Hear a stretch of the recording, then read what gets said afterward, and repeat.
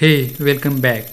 Today we will see detailed difference between Axios and Fetch. If you are a JavaScript developer, then you must have definitely came across either Fetch or Axios. These two are being used for making HTTP requests in JavaScript. If you want to see which one is correct for you, then stay tuned till end of the video. First, let's see what Axios and Fetch is. Axios is a popular JavaScript library which can be added into project using npm or cdn. Axios has clean and simple API, supports promises, and it is able to handle interception. On the other hand, Fetch is built-in API integrated into most of the modern browsers.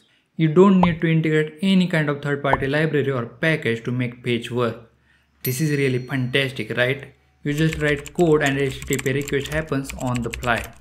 Fetch clearly wins point here in terms of integration. This is built-in tool, hence it doesn't require any kind of cdn script or npm package. However, Axios is library and it has to be added as a dependency in our project. When it comes to simplicity, Axios clearly wins point here. It allows us to make get, post, put and delete requests with just few lines of code.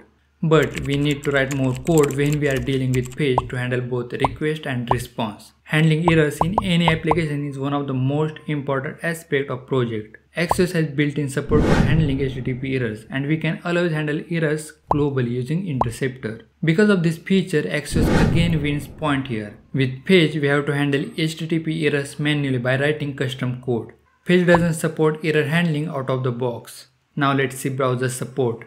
We can add Axios in apps which runs on browser, for example Angular and React application. And also Axios can be integrated into backend like nodejs. Because of this versatile nature of Axios, it wins one more point here. On the other hand, Fetch works on browser side only, and it is not compatible with older browsers. One of the powerful features of Axios is it supports request and response interceptors.